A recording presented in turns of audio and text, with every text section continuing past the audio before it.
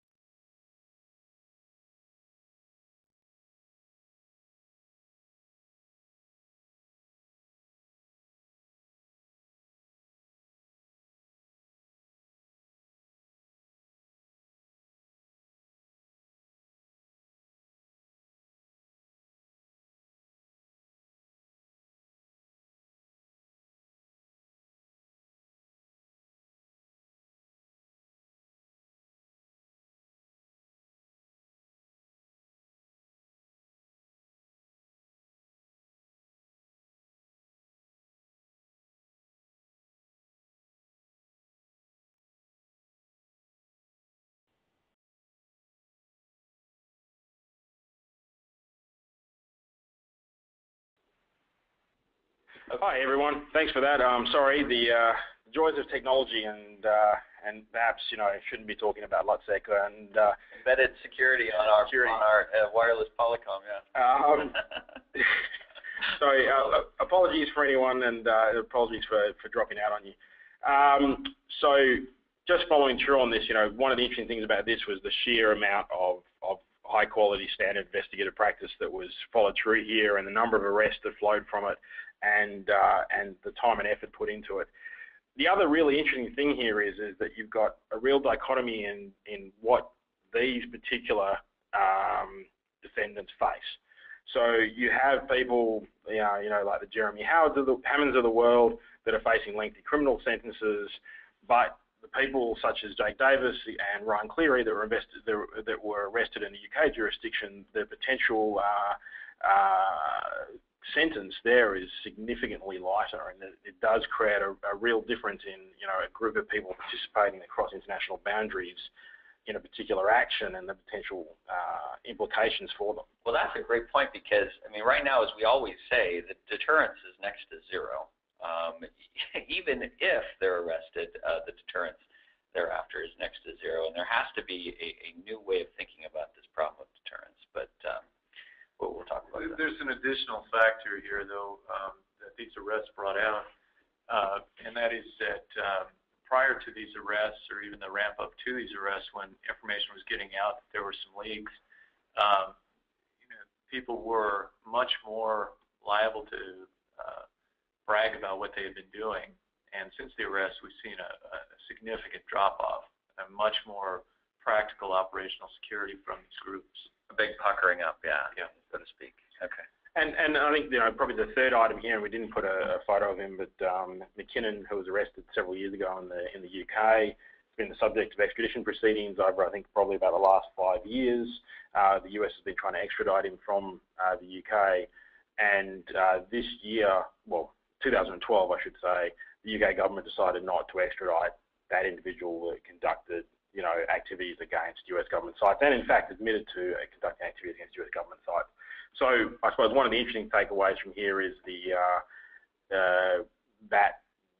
legal jurisdiction issues and the sentencing issues that are now going to sit up there. Even with our greatest partner in the world stage, it's almost impossible to get an extradition of a known hacker. And it was a very, very, you know, to be clear, it was a very, very politicized issue, that particular case, and, you know, there was a lot of things said about, you know, the implications of extradition, and this is a major concern. So if you can't extradite someone from the UK for criminal activity, what chances do you have from many, many other countries? Yeah. But the legal issues aside, possibly the most significant impact of 2012 related to these is that there were arrests. Mm-hmm. Yeah, and this is music to my ears. When I started to get the calls on these early on, and the black fans were running out, I was cheering, without a doubt. Yeah, and so we'll move ahead, and moving ahead to sort of 2012.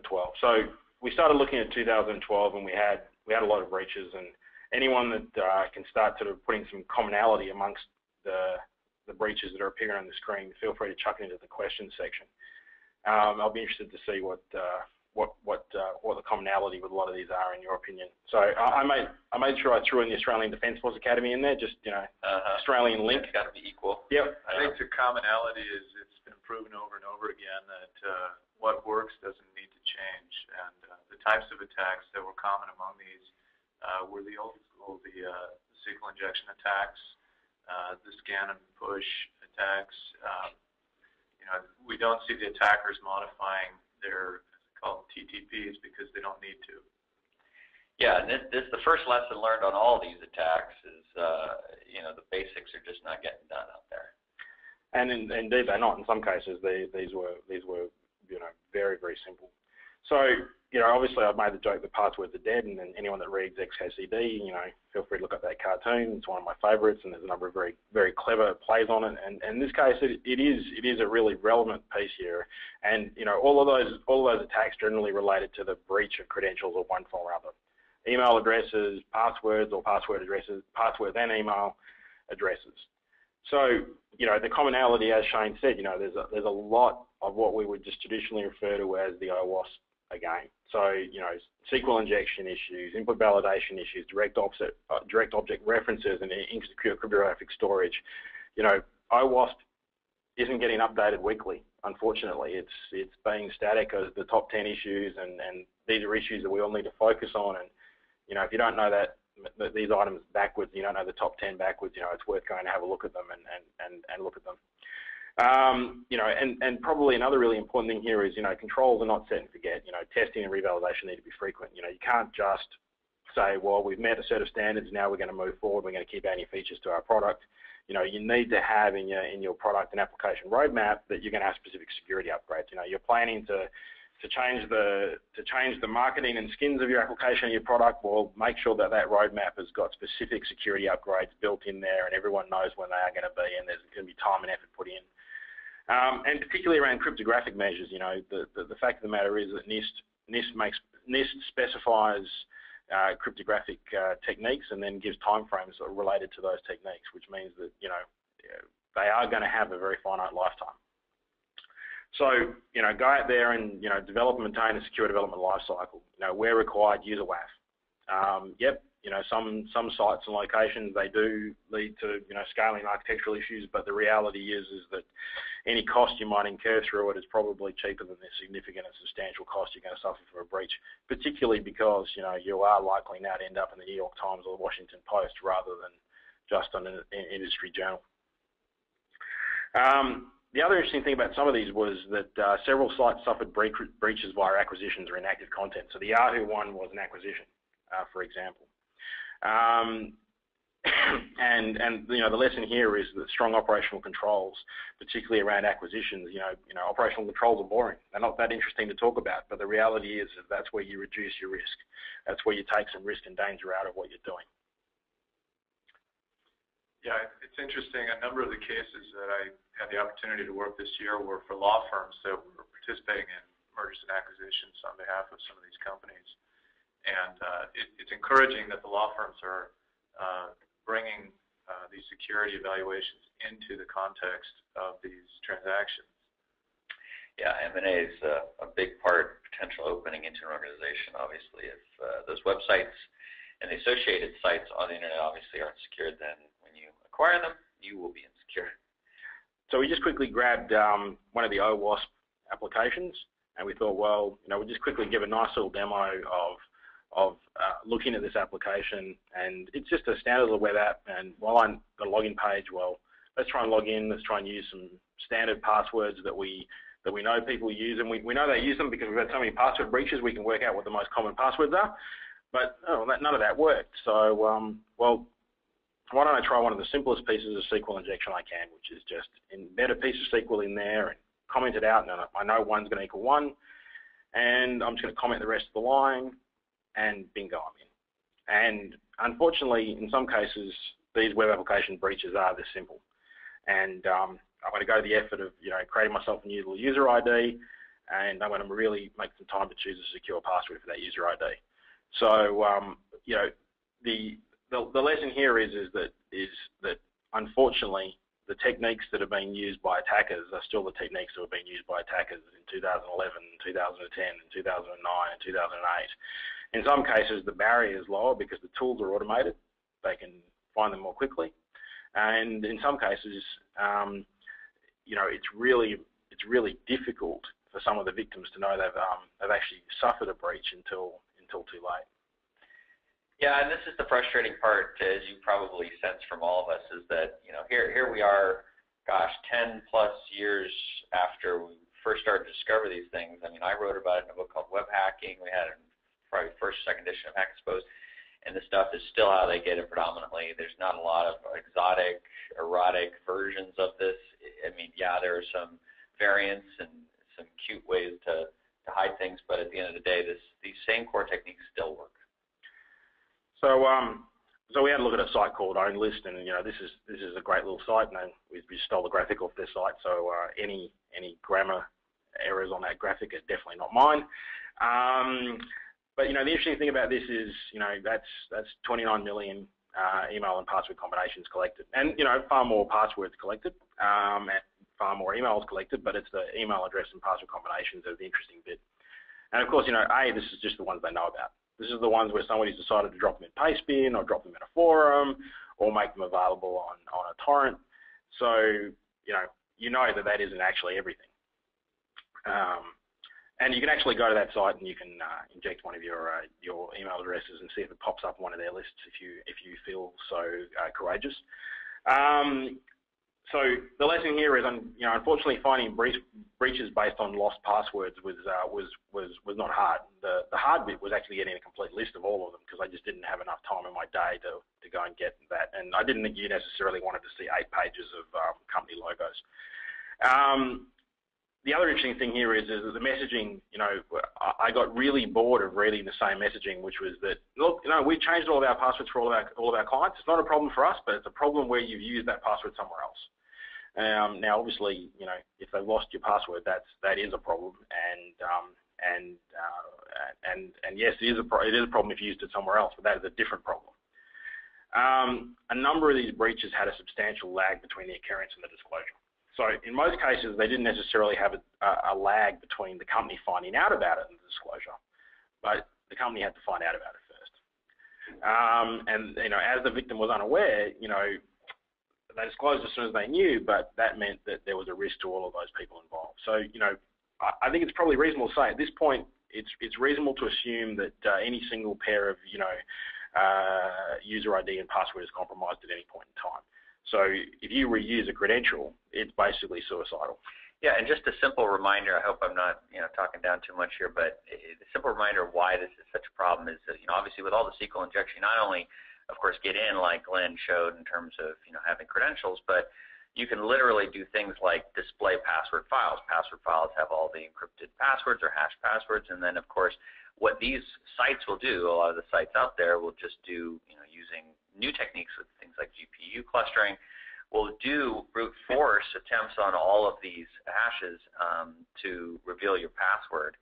And it's in large part due to the lack of real strong encryption being used by that website or the authentication system that allows that kind of brute force cracking to occur. And so I think Glenn's got a couple of cool ideas about how to make sure you affect It's interesting, though, beyond the brute force GPU cracking of those hashes, what I actually came across in a number of these commerce site compromises where the shells were dropped in were the passwords that were used on the shells, like the C99s and the R57s and such.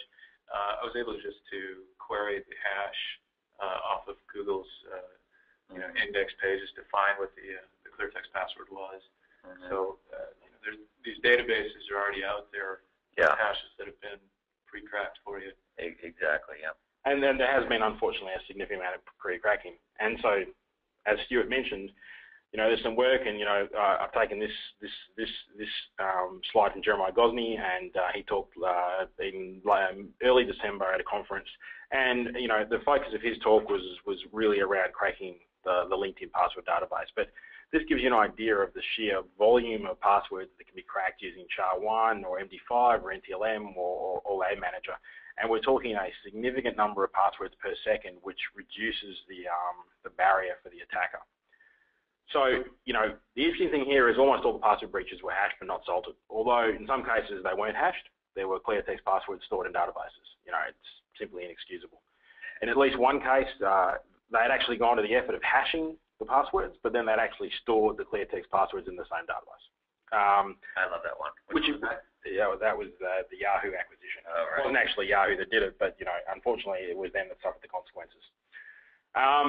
And, you know, the key point here that Stuart sort of touched on and that first slide touched on is that, you know, that very fast hashing algorithms are great, and that tends to be the norm. So, you know, we've now got the point where in general, hopefully, hashing's replaced clear text storage. But the problem is we're not necessarily choosing the right algorithms out there. So, you know, work by Hashcat, and again, this was talked about last year at the Passwords Conference. You know, he's taking 21% of the instruction count off the computer SHA-1 hash. And that's a, you know, impressive piece of work, and it's fantastic, and I think there's been a lot of talk about it, but the reality is that reduces the barrier to cracking those passwords. At the same conference, Gosling took 6 days to crack 90% of the LinkedIn password database. So the reality is if you're using a fast hashing algorithm, you're exposing people. The problem, of course, still exists that there's a substantial amount of estate out there in embedded devices especially, that are unable to use hashed passwords. Mm-hmm. And so things like Project Basecamp have exposed that weakness, that significant vulnerability to critical infrastructure. Yeah, we showed that actually at our last Hacking Exposed. We went through a demo of RuggedCom and GarrettCom and some of the cool stuff they were fine, but one of them was a hard-coded password. It's that simple. And, you know, unfortunately, the embedded world has not built, by and large, a secure development lifecycle for their products yet, so they often take the path of least resistance, and that usually means hard coding stuff, making it simple to use, and focusing on usability rather than security. And that's what we're getting, is we're getting this stuff, ICS systems in particular, and embedded, just rife with these foundationally fundamental kindergarten problems, and it is frustrating. So, you know, a key bit from this is, you know, you don't need a extremely fast hashing algorithm to test authentication of your users. You know, you're not having users log in, you know, many hundreds of times a second. You can actually take advantage of a much slower algorithm to test your authentication for your users. So, you know, go out there and look at things like bcrypt, you know, PBKDF2 or scrypt. You know, these are algorithms that are going to be more resistant to this type of attack, and it's going to make it far more difficult for an attacker to do it. And, you know, where you use something like PBKDF2, make sure you use a large number of iterations. And, you know, you can increase those number of iterations. So if you go and look at something like the use of PBKDF2 in Apple's iOS, you know, so Apple's iOS sitting on an iPhone, you know, they went from using 2,000 iterations to using, you know, 10,000 iterations, I think it was, between various versions. You know, you don't want to make the same mistake you have with, say, you know, like a BlackBerry that the Alchemsoft guys pointed out several, you know, I think a couple of years ago, where BlackBerry was using a quality hashing algorithm but used a single iteration. So therefore, you know, didn't create a barrier to cracking that password. And, you know, when you design your applications, there should be no reason why you can't design your applications knowing you're going to evolve your hashing algorithm. So you should be able to be in a position where, you know, as people start changing passwords, you transition to a new algorithmic approach, and they then get a stronger approach going forward. And you can do this on a regular basis and continue to improve your cryptographic measures. You know, we don't sit still with bulk encryption, you know, or symmetric encryption. You know, you shouldn't sit still with, you know, picking a hashing algorithm from 1995 and sticking with it. This isn't tree hugging. So last thing is still require strong passphrases, because, you know, even if you use something like MD5 crypt, you know, it's still attackable if you use a very short passphrase. And, you know, this gives you an idea of the change in dimension if you're using bcrypt or, you know, SHA-512 crypt or one of these other algorithms instead of using, you know, SHA-1 or MD5 or Landman, etc. So a quick look at it, you know, this is just a quick look at it, you know, just using OpenSSL MD5 with a salted password. Again, anyone that uses XKCD would be able to guess where the password came from. Again, please make sure you don't use that as your password. And then just using PBK DF2, and this just gives you an idea of, well, hang on, look, if I only use tiny iterations of it, I'm actually not necessarily making it too much more difficult to compute. Well, I can increase the number of iterations and substantially increase the time to compute it. And then I can go completely nuts and stick another 0 on there, and all of a sudden I have a much more complex password to compute. And have there been studies done in terms of right now, if you were to do 2 million iterations on the PBKDF2 algorithm, I mean, how long a single password might take, or passwords? I've certainly read a bunch of stuff. I'm not going to necessarily just guess off the top of my head. Yeah. But if you suffer a breach of hundreds of thousands of passwords, you're going to push the cracking time from, say, 6 days of SHA-1 passwords to hundreds of years to try and crack the full database that was done at the passwords conference. So it's going to significantly slow down an attacker. And the key point here is that even if you go through and you make all the OWASP recommendations, you change everything you change all your applications, you put all the protections in place, you update those application protections, you still suffer a chance of a password breach. It may be an insider breach, it may be something else. Yeah, we had a quick question on what is PBKDF2, right? It's just another algorithm for it is another algorithm. It's implemented in OpenSSL, so you can go and look at the OpenSSL source code and have a look at the algorithm. It's certainly well documented. The other algorithm I mentioned was bcrypt, which is based on Blowfish, which is anyone that's read. I've just completely. Schneider. Yeah. Based on Schneider's Blowfish. I've just blanked on Bruce's name, so I'm sure you'll take personally. Yeah. But bcrypt is based on Blowfish, and there's been certainly a lot of cryptanalysis done on that. scrypt is a far newer algorithm, and it certainly seems to have withstood cryptanalysis up to this point in time. But again, it's certainly available out there to use and hash passwords, and it seems to raise the barrier yet again. So steps to take. Well, as an individual, everything I've covered until now is what you do if you own the other side of the fence. But as an individual, what do you do? Well, you don't reuse credentials ever, under any circumstances, because you have to assume there's been a breach. Create a dead drop email address for sites that don't need your email address, because that does break the credential password pairing that exposes you. Obviously there were password breaches that led to people being able to access Dropbox accounts, which led to the Dropbox breach itself. Choose a good passphrase and use that passphrase with a tool like LastPass or 1Password, or look at something new and innovative out there like OneID, which is something that's a totally different approach. Not necessarily suggesting you use any of these, but take a look, make an independent evaluation. They allow you to approach credentials in a totally different way. The one thing I can say that you definitely should do is, any site that you use that lets you use two-factor, whether it be an E-Trade or a Dropbox or a Google, if you're not using it, go and turn it on today. Yeah, I'm going to be stronger here. I'm just going to beg every single person on this webinar, got to look at all the applications you use. If there are offerings for two-factor authentication on anything, take advantage of it. It is probably one of the strongest ways to enforce strong authentication and the lack of ability to really crack your password, gain access in. So, please take a look at that.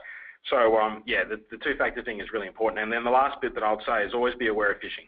And the point is that, sites out there are suffering breaches on a regular basis. They are getting your credentials. They know that you use that site. It makes it easier to phish you because they have they've got that initial barrier to entry broken. They know that you use site X and they can talk to you about the use of site X. Yeah, it's interesting in the enterprise investigations in the past 5 years, really. The path of least resistance remains the password. Very few enterprises are using two-factor. Yeah, and it's not sexy to talk about as a headline, but it's part of every headline just about. A lot of good security is not sexy, but it's the stuff that isn't sexy is often the most effective. All right, we're running short on time, so let's start pounding through some of the malware and good stuff. Well, this is the most interesting bit, so I don't necessarily want to pound through it. But I know you don't. So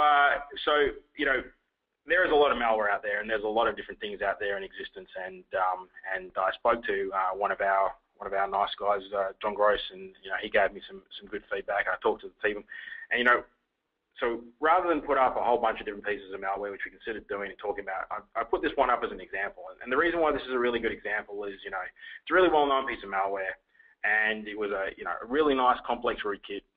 Hidden encrypted volumes, potentially survive reformatting, persistence through pausing legitimate system files, and piggybacked on a Trojan Adobe installer.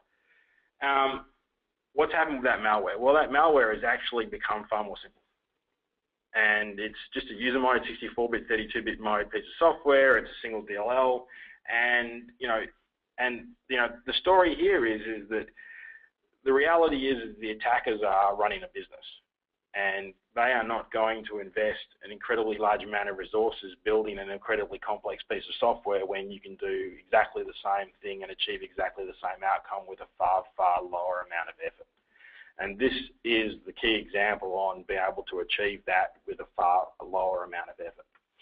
So, this is, I suppose, an example of how the security community needs to evolve, and how companies like Cylance need to innovate, because the people on the other side of the fence don't have to innovate to beat the current control framework. Yeah, this one is kind of interesting because it's P2P based, command and control, and used for the most part UDP ports, open UDP ports, so you can scan for those and look for them on your network. You can see them down below. This is a really good example, actually, of 2012, the change in the vector of malware and where it's going. 2012 showed us a change from a bring your own access attack pattern on enterprises and consumers both to buy your own access. Zero access and TDL variants basically become catalog access, whether you want access to an enterprise-specific resources or access to a consumer base. You mean buy your own access, meaning buying into these kind of toolkits? Yeah, you pay a subscription fee to the operator of the zero access network, right, and say I want access to this company, this section, or this bank's number of these clients. Happy joy. And so the last thing we're going to talk about is we managed to end 2012 with a fantastic IE Zero Day. It was a lot of excitement for people around here, and it was a lot of excitement for those of us that got to work through Christmas. It was fantastic, mainly because it resurrected a Zero Day that came out in 2011. Yeah. The link exploitation. So there's a few bits here, and there's a few bits here. I think we're going through today that I don't think is anywhere else on the internet at the moment. So hopefully you can learn something nice and new. The first bit is this thing ended up on the Council of Foreign Relations website, Capstone Turbine, defense news in India, our Uyghur website. Obviously the Uyghurs are a minority in Western China, and those are all fairly obvious targets, and you can understand that there will be people visiting those sites that will be of interest. But what didn't seem to get much airtime was there's a web statistics site sitting in France that actually seemed to be infected with the same piece of malware. And that web tracker is injected with malicious code, and the iframe actually pointed people to fall back onto a compromised Iranian website. So, looking at this, the question is why would you go and get this many compromised people? Well, it turns out that web statistics site is actually used by the French Institute of International Relations. Now, we're not saying that they were necessarily the target, but the point being is that it probably wasn't the local newspaper. It was going to be something far more interesting. And it just sort of shows you that in this case, it's highly likely that the target wasn't able to be easily compromised. And so therefore, they worked out a way to get into that target. And the way into that target was through, a partner organization. And it's certainly something we've talked about for a number of years, that your partners can often be your weakest link, and this shows a risk. Yeah, so we discovered this particular ODay in our trolling efforts and our intelligence gathering collection efforts, and we sent it around internally as well as to the industry, and I think at least one or two other folks wrote about it in their blog. But we've been able to do a lot of kind of intelligence gathering around this, and we continue to do so. But it's really interesting. It's still, is it patched at this point? There's certainly, if you go to the Microsoft site, you can certainly get patches. Probably the biggest patch to get on this is not be running IE 6 or 7 or 8, go and upgrade to 9 or 10. That's probably a good patch.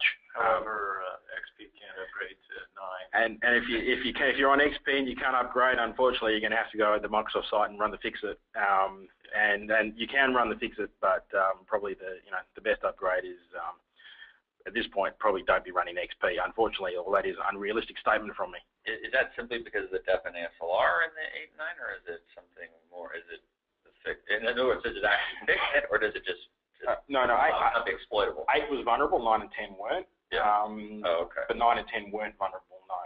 Okay. But obviously, the improvements in Windows 7 and Windows 8 with dep and ASLR, although you do actually have to actually use dep and ASLR, you can actually run, say, 32-bit Windows 7 without these things turned on, even though that probably in itself is not a particularly good idea. Yeah, the advisory was a little vague on that point. You've got to be using the features that prevent this OJ from exploiting. What happens? Well, we get a little payload from netecho.com and, creates a little backdoor. We get a service DLL and we get some encrypted shellcode. And so we've got stored network configuration and we have 2 dynamic DNS domains on TCP ports 443 and 80. So there's a little bit of information there. You can actually go look for it if you want. But hopefully, unless you're based in France or you are a user of one of those other sites. And the last bit here that's really, really interesting, which is that the actual final drop was the 9002 Trojan, which was used in the Operation Aurora attacks. Now, obviously, this is not Operation Aurora based, but it's the same piece of Trojan malware sitting there. And it's again easily identifiable by the Telltale user agent, and it's extremely extensible, and the protocol is still heavily used. So they're sticking with the theme of everything that's old is new again. If it works, it'll be used. We're looking at a nice current attack from the very end of 2012, and guess what? There's not a whole lot there that's new, but it's interesting. So that's all from me. I'm going to hand over to Shane and Stuart to have a quick discussion about predictions for 2013. Yeah, and I wanted to just make this a little less formal. We can go through death by PowerPoint typically and just kill everybody. But I wanted to ask you, Shane, you've seen a lot in 2012. You've been in the trenches day in and day out. What have you seen really in 2012 that's going to tee up big for 2013? What do you think we're going to find as some of the big, I'm not looking for the litany of all the potentials, but literally, like, what are the biggest top, 1 or 2 or 3? I think the top is continued large-scale DDoS attacks. It's all about interruption of service and gaining notoriety. It's hacktivism in its purest form. Yeah, the DDoS, as we put in the very beginning, the very first edition of Hacking Exposed, I'm sure a couple of you have that very first edition. If you look at the inside back cover, you'll see kind of the last step of a bad guy who can't get in efficiently into an organization. They'll just start DOSing stuff. They'll, out of frustration or out of just the simplest, easiest way to make an impact. And, here we are some 14 years later, and we're having the same challenges. I mean, we've gotten called into many banks.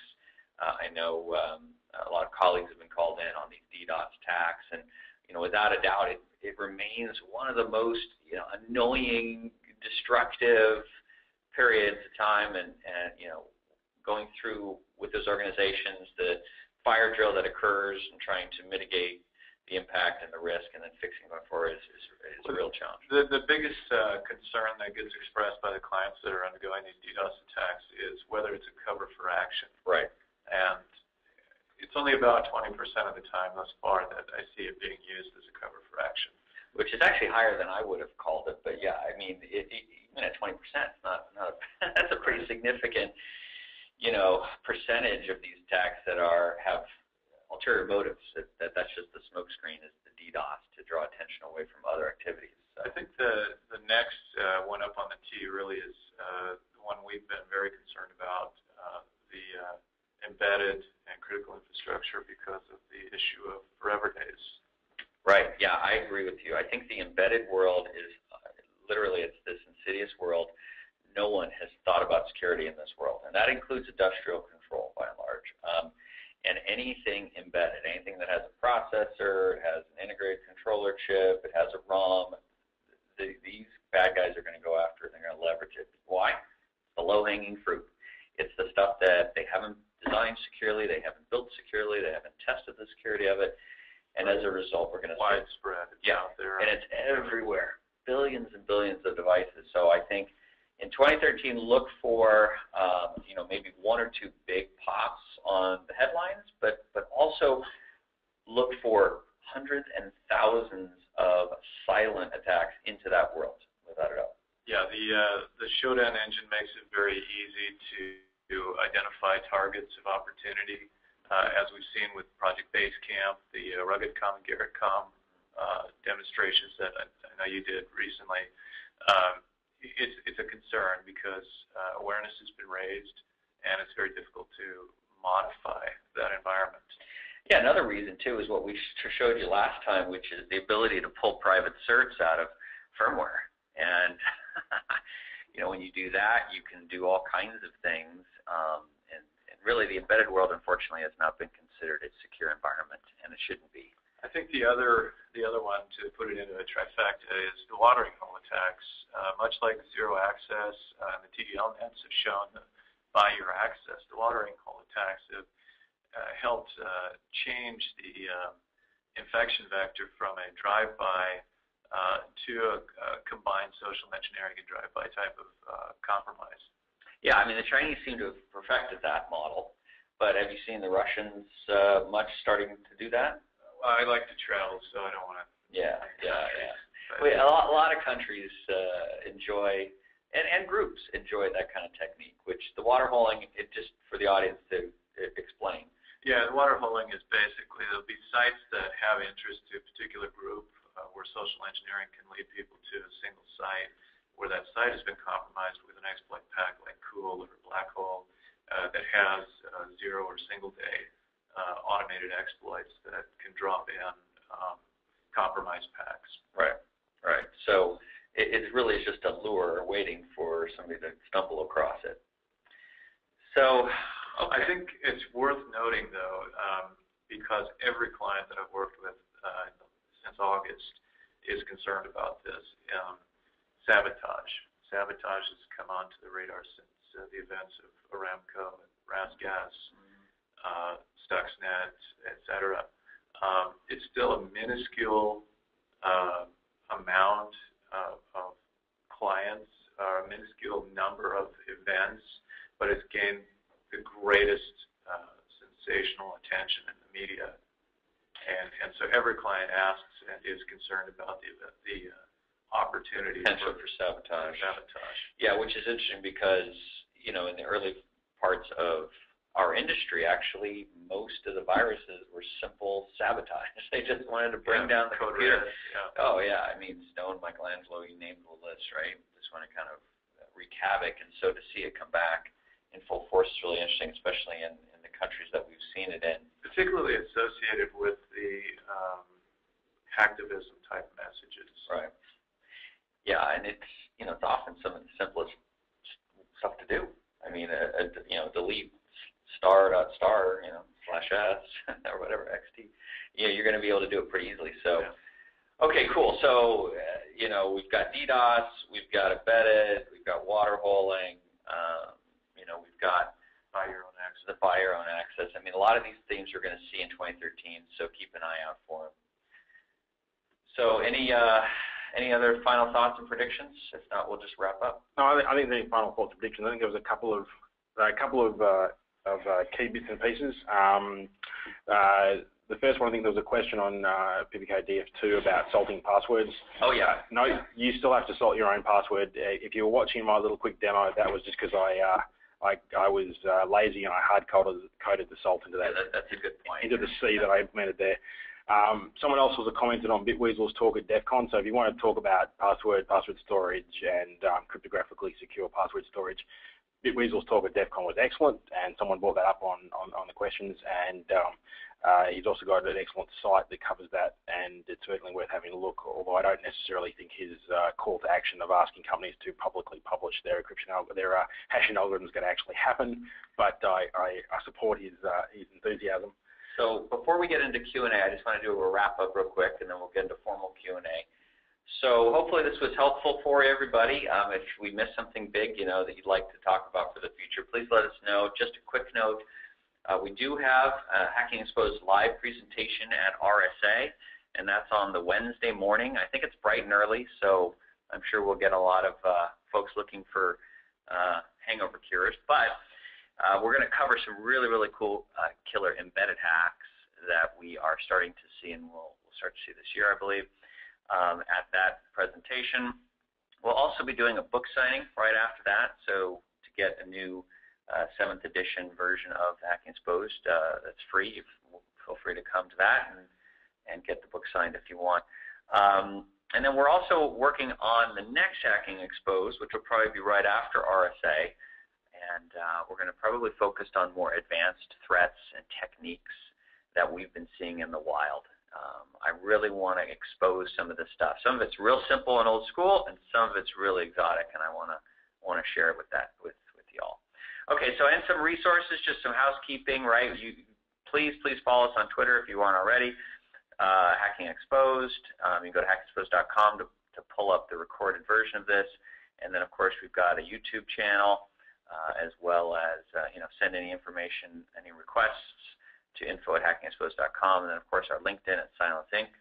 All right, so with that, go to the next slide because it shows you the Q&A. So if you'd like to ask a question, please just jump on into the Q&A section and post your question, and we'll start scanning and reading here.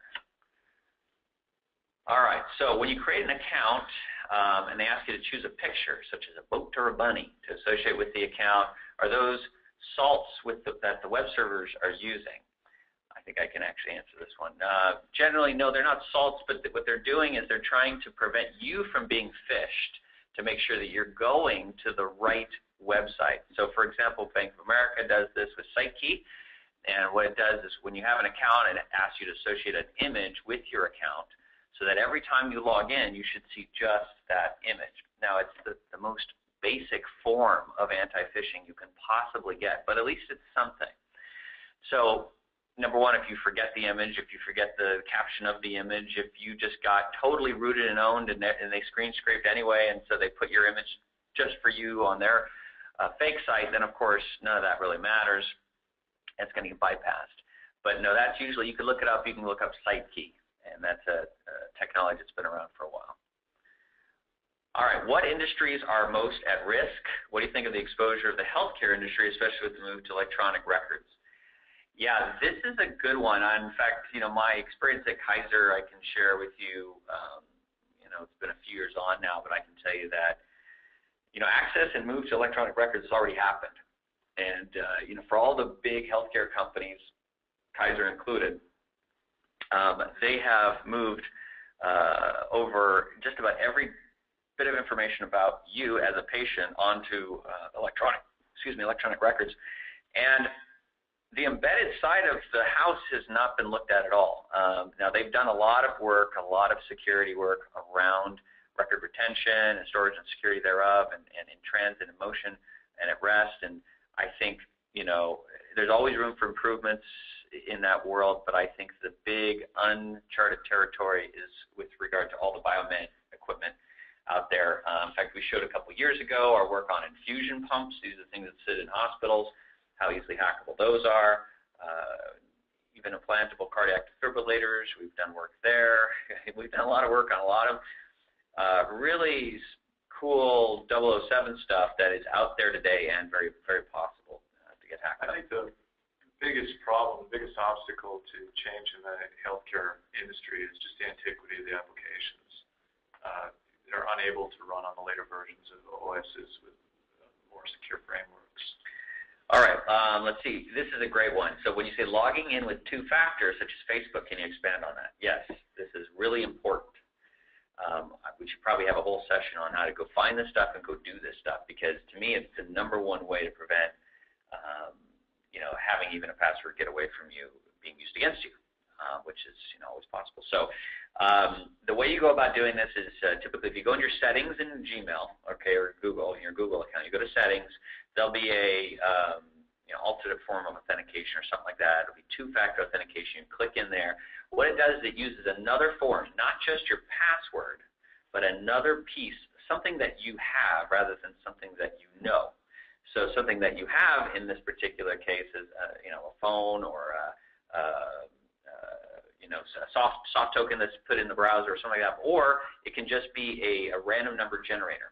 Okay, and I would typically recommend a random number generator that you have a little app on your phone. It's time synced, just like kind of RSA style, and you plug that in along with the password. So there's two factors. There's the password, and then there's this random number one-time password generator. And the combination of the two is what gets stored as your authentication.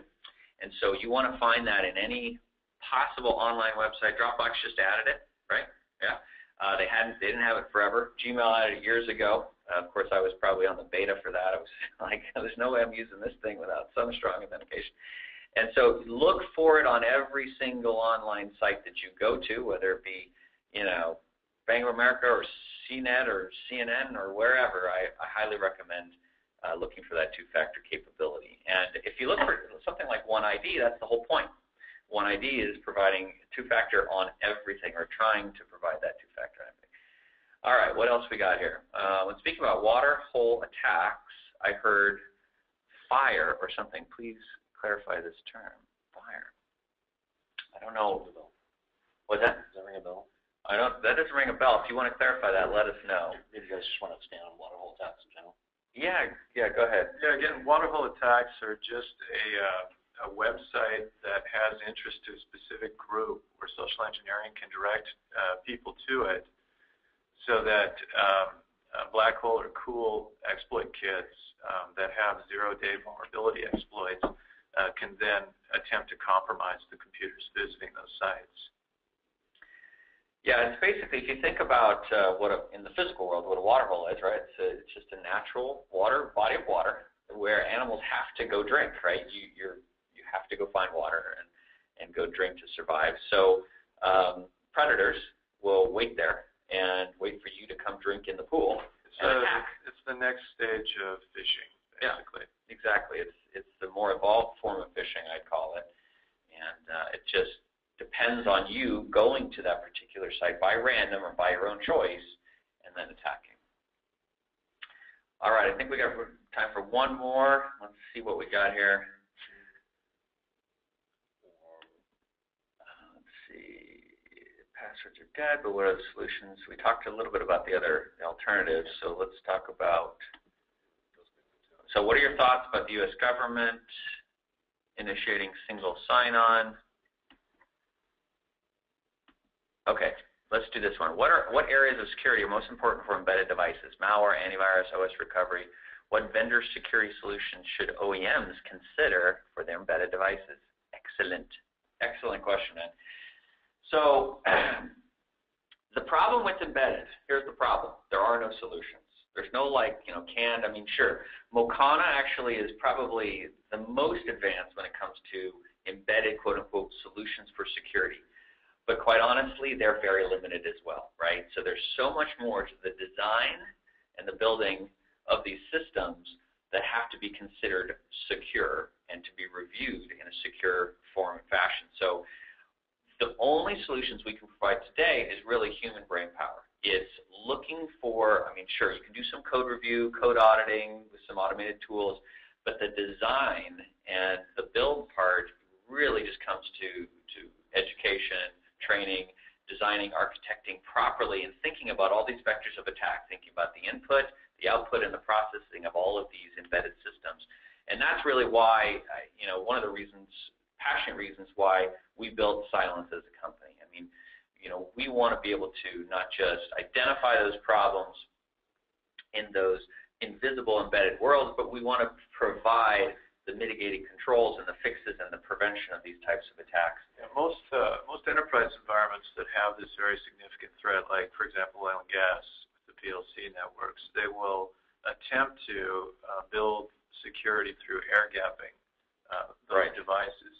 the problem is not everything is air-gapped, particularly things like Active Directory or remote accesses, and you can't VPN between these devices everything. So it's a problem without a real solution today. Yeah, exactly. And even the air gap solution, I can't. If I had a penny for every time somebody said something's air gapped, there's no way you're getting on this network.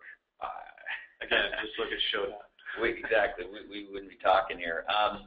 So just remember that, unfortunately, there is no easy solutions. I'm always ears. There was a company called Tiger's Lair for a while that was doing some of this stuff that had some SDKs that were pretty cool. But at the end of the day, there's nobody that provides these kind of solutions. So that's also perfect entree into our wrap-up slide. Cylance, please keep an eye on us. What we're trying to do, we'll be announcing some really, really cool stuff in the coming months. And we are always hiring. But if you have any information or if you'd like us to do any engagements, please feel free to send an email to info@cylance.com or send it to jobs@cylance.com. Thanks again, everybody, for all of your attention. Thank you, Dr. Shane, and thank you, Glenn. Appreciate your time. And we'll see you on the next one. Thanks, everybody. Bye.